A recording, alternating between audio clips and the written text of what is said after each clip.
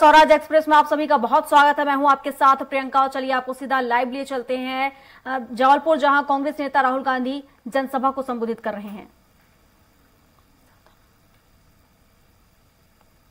ऊर्जा है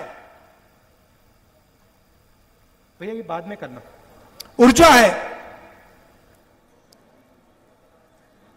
देश को मजबूत बनाना चाहते हैं, देश को खड़ा करना चाहते हैं,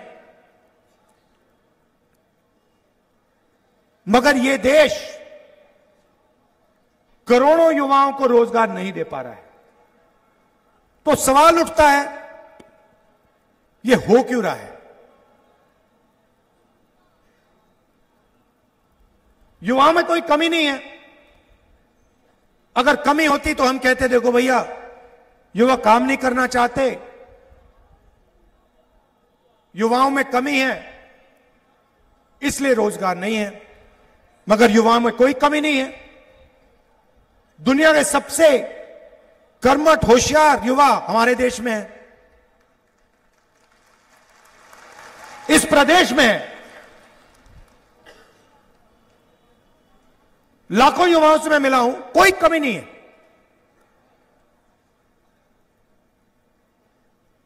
बहुत अच्छी समझ है, ऊर्जा है,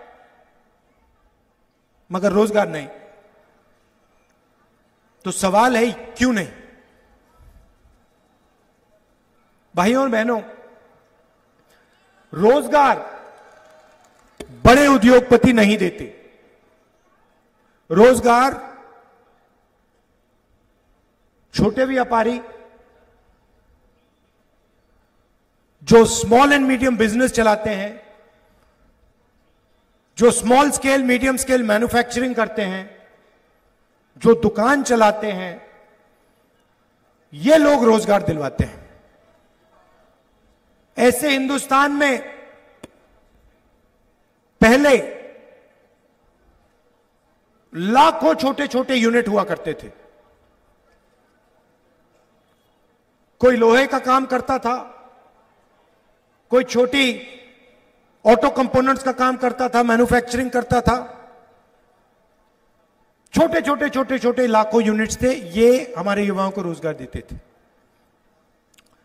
नरेंद्र मोदी जी आए, बीजेपी की सरकारें आई और उन्होंने इन यूनिट्स पर आक्रमण शुरू कर दिया। छोटे व्यापारियों पर, स्मॉल मीडियम बिजनेस पर आक्रमण शुरू कर दिया। कैसे किया? नोटबंदी और जीएसटी। जीएसटी भाइयों और बहनों, ये टैक्स नहीं है। जीएसटी किसानों पर, छोटे व्यापारियों पर, स्मॉल और मीडियम बिजनेस वालों पर आक्रमण है। ये हथियार है जीएसटी। छोटे बिजनेसेस को मारने का, खत्म करने का हथियार है। पहली बार हिंदुस्तान में, पहली बार किसान टैक्स देता है। 12% ट्रैक्टर पे, 18% पेस्टिसाइड पे, 5% फर्टिलाइजर पर। हमारा किसान, जो इस देश की रीढ़ की हड्डी है, वो जीएसटी में टैक्स देता है। और पूरा देश जीएसटी में हर रोज पैसा भरता रहता है। गाड़ी में पेट्रोल डाला, स्कूटर में पेट्रोल डाला, जीएसटी। कपड़े खरीदे, जीएसटी। स्कूटर खरीदा, जीएसटी। किसान खेत में काम कर रहा है, ट्रैक्टर चला रहा है, जीएसटी। जीएसटी कौन देता है? जीएसटी देश की गरीब जनता देती है। और सुनिए, जीएसटी ओबीसी वर्ग देता है, दलित वर्ग देता है, पिछड़ा वर्ग, आदिवासी वर्ग देता है, और जनरल वर्ग के गरीब लोग जीएसटी देते हैं।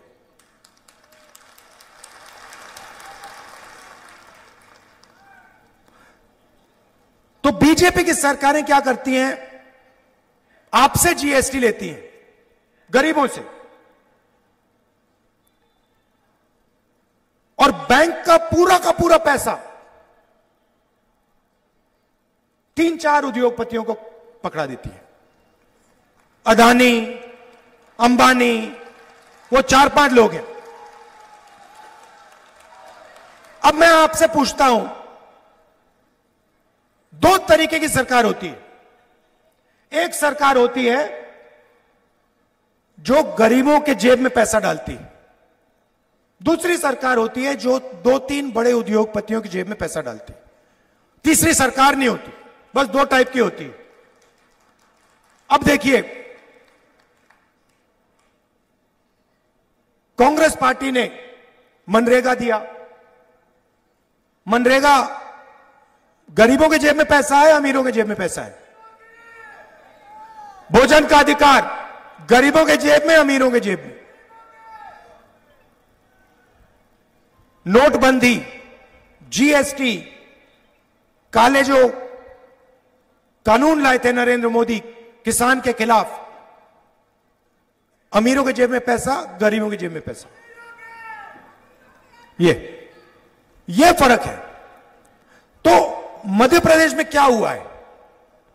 मध्य प्रदेश की जो नींव थी, जो फाउंडेशन था, जैसे किसी भी इमारत में नींव होती है, उस नींव को बीजेपी ने उखाड़ के फेंक दिया है, उठा के फेंक दिया, खत्म कर दिया। नींव कौन है? नींव किसान है, नींव मजदूर है, नींव बेरोजगार युवा है, छोटे दुकानदार हैं, स्मॉल और मीडियम बिजनेस जो चलाते हैं वो हैं। और इन सबको पिछले 15 साल यहां पे बीजेपी ने खत्म कर दिया है। छोटा सा आपको उदाहरण देना चाहता हूं। पास में छत्तीसगढ़ है। कुछ दिन पहले कैंपेन में मैं 10-15 किसानों से मिला और मैंने एक किसान से सवाल पूछा। मैंने पूछा, भैया एक बात बताओ, आपकी जमीन, उसकी जमीन पास में थी। मैंने कहा, भैया बताओ, ये आपकी जो जमीन है इसका रेट क्या है? मैं हैरान हो गया। किसान मुझे कहता है, राहुल जी मुझे रेट नहीं मालूम। मैंने कहा, भाई तुम्हें रेट नहीं मालूम? तुम्हें रेट क्यों नहीं मालूम? अपनी जमीन की रेट क्यों नहीं मालूम? कहता है, राहुल जी मैं तो इसको कभी बेचूंगा नहीं, मैं बेचना नहीं चाहता जमीन को। अगर मैं बेचना नहीं चाहता तो रेट का क्या मतलब? तो मैंने कहा, बेचना क्यों नहीं चाहते हो? कहता है, राहुल जी मुझे यहां पे धान के लिए 3,200 रुपए प्रति क्विंटल मिलता है। बीजेपी की सरकार थी, डर लगता था, कर्जे में जीता था। रोज मुझे यह नहीं मालूम होता था कि कब आत्महत्या करने की जरूरत पड़ जाए। भाई और बहनों, मध्य प्रदेश में 18,000 किसानों ने आत्महत्या की है पिछले 18 साल।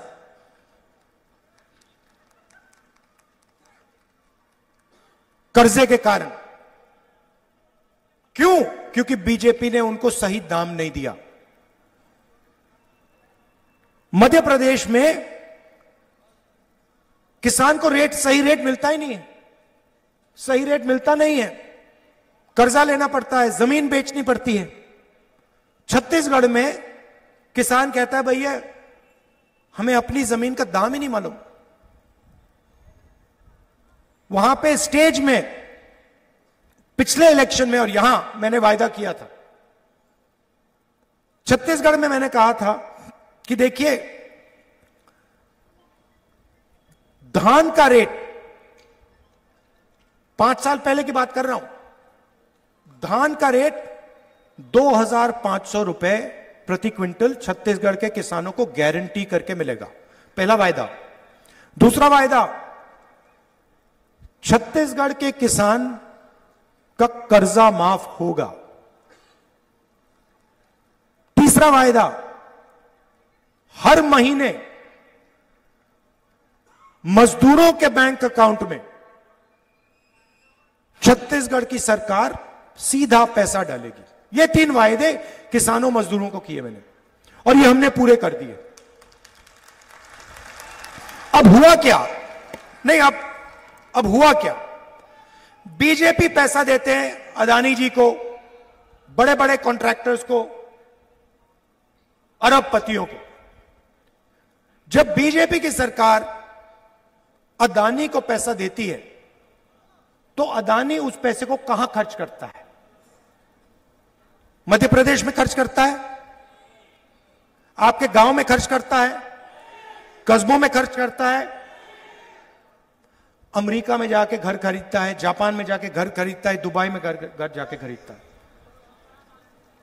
दिल्ली में जाके रेस्टोरेंट में खाना खाता है।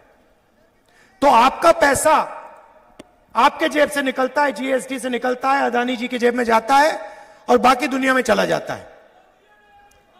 और जब हम किसानों को पैसा देते हैं, मजदूरों को पैसा देते हैं, तो किसान क्या करता है? छोटे दुकानदार के यहां जाता है, गांव में, शहरों में, और माल खरीदता है। जैसे ही किसान और मजदूर दुकान में जाकर माल खरीदते हैं, छोटे व्यापारी का बिजनेस चालू हो जाता है। मतलब जैसे मोटरसाइकिल का इंजन चालू होता है, वैसे अर्थव्यवस्था चालू हो जाती है। तो आज मध्य प्रदेश में किसान डरा हुआ है, मजदूर डरा हुआ है, छोटा दुकानदार डरा हुआ है, छोटे व्यापारी डरे हुए हैं, क्योंकि आपकी जो अर्थव्यवस्था है उसका इंजन चालू नहीं है। और इस भाषण में आपको यह बताना चाहता हूं कि हमारा लक्ष्य जो हमने छत्तीसगढ़ के किसानों के लिए किया है, वो हम मध्य प्रदेश के किसानों और मजदूरों और छोटे दुकानदारों के लिए करना चाहते हैं।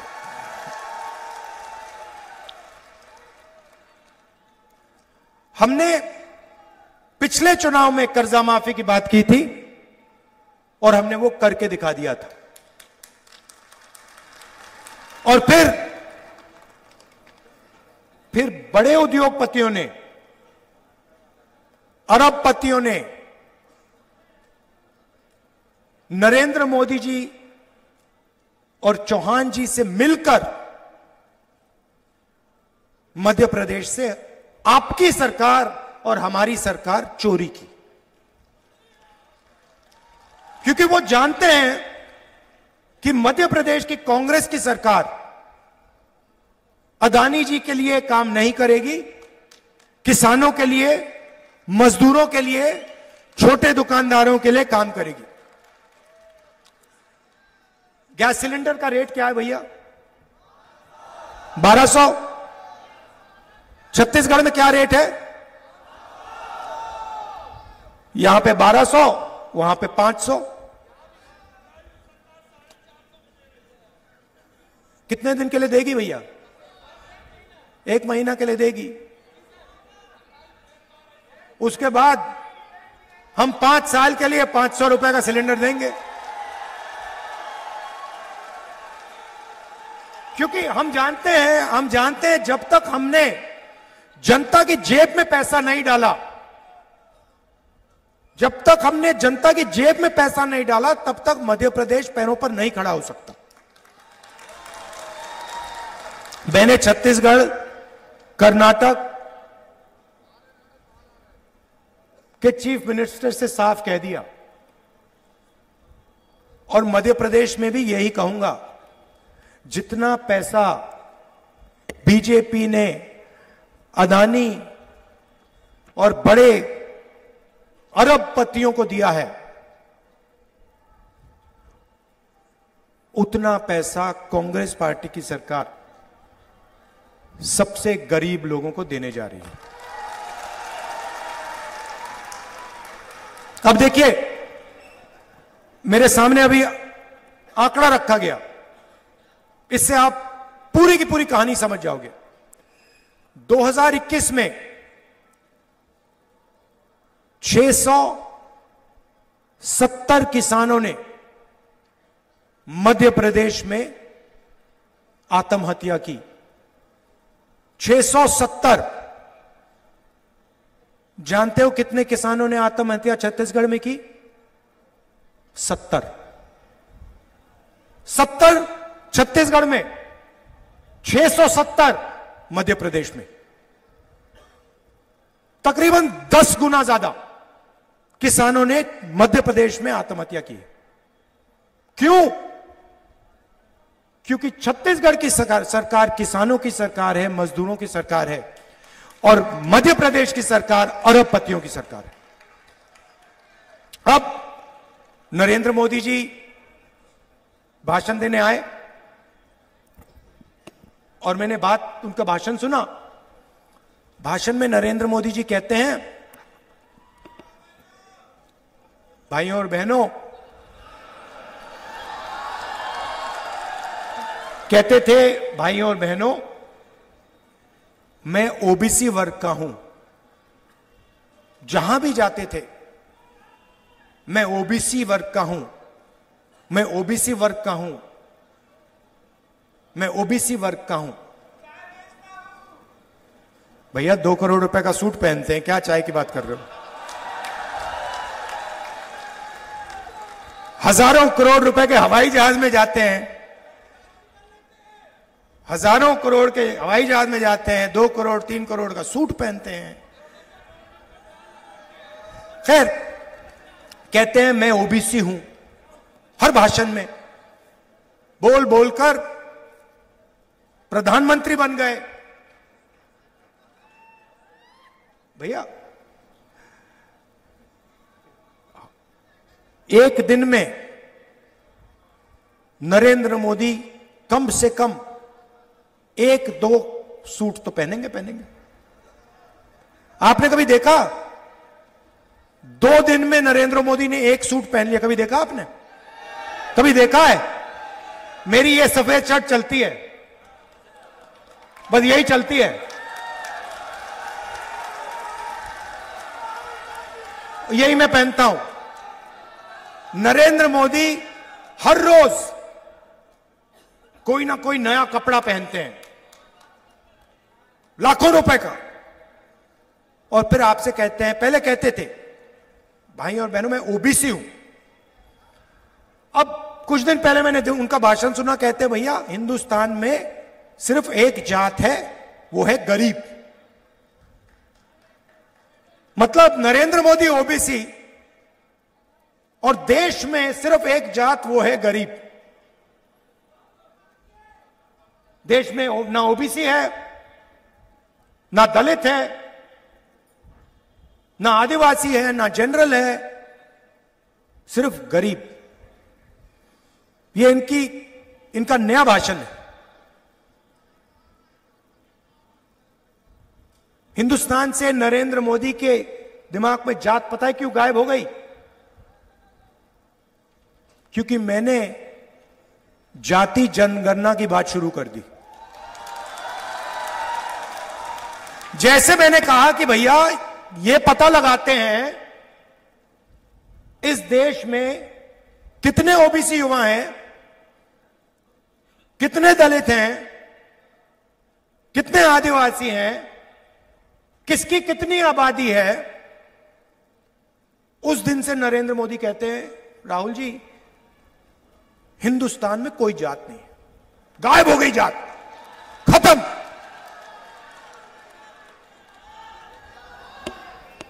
क्यों? क्योंकि वो ओबीसी युवाओं को, दलित युवाओं को, आदिवासी युवाओं को, जनरल युवाओं को देश की सच्चाई नहीं बताना चाहते।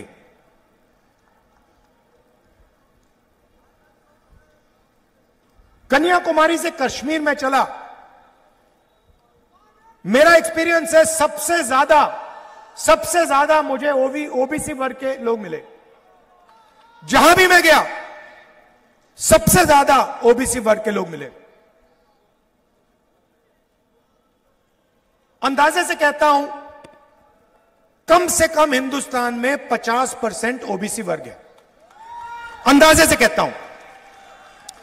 तो नरेंद्र मोदी जी कहते हैं शिवराज चौहान जी कहते हैं कि मध्य प्रदेश में ओबीसी की सरकार चल रही है। मैंने आपके लिए आंकड़ा निकाला है। मध्य प्रदेश की सरकार को, दिल्ली की सरकार को एमएलए नहीं चलाते। मध्य प्रदेश दिल्ली की सरकार को सरकारी अफसर चलाते हैं, आईएएस के लोग चलाते हैं। सही? आप किसी भी बच्चे से पूछो, किसी भी युवा से पूछो, क्या करना चाहते हो? हम आईएएस में जाना चाहते हैं, आईपीएस में जाना चाहते हैं, क्योंकि वो जानते हैं देश को एमएलए नहीं चलाता, देश को आईएएस चलाती है, आईपीएस चलाती है, अफसर चलाते हैं।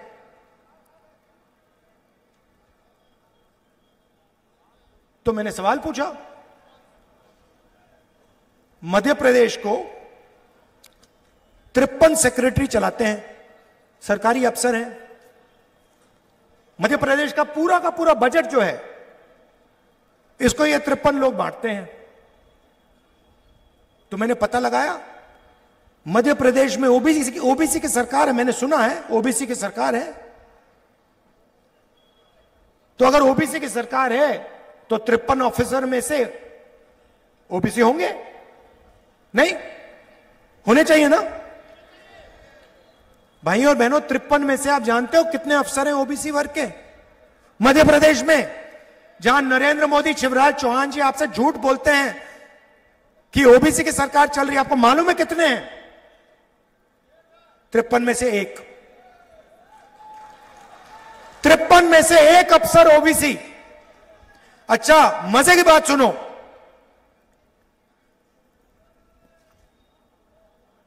तिरपन में से एक ओबीसी। अगर मध्य प्रदेश का बजट 100 रुपए का है, तो ओबीसी अफसर जो है वो सिर्फ 33 पैसे पर निर्णय लेता है। मतलब ओबीसी 50%, आपकी आबादी 50%, आपकी भागीदारी 100 रुपए में से 33 पैसा।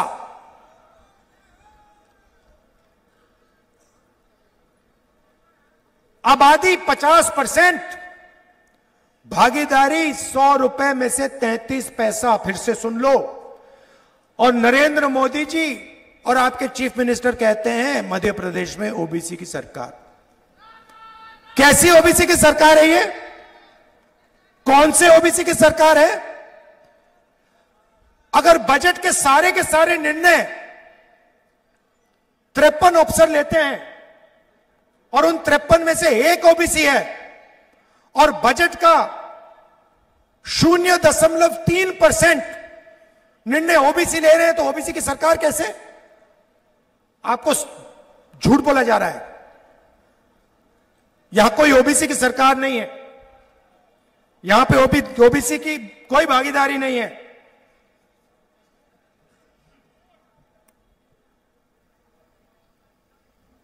इसीलिए नरेंद्र मोदी जी ने अब कहा है। और इसी के साथ बुलेटिन में अभी के लिए बस इतना ही। अधिक जानकारी के लिए आप बने रहिए हमारे साथ और देखते रहिए स्वराज एक्सप्रेस। नमस्कार।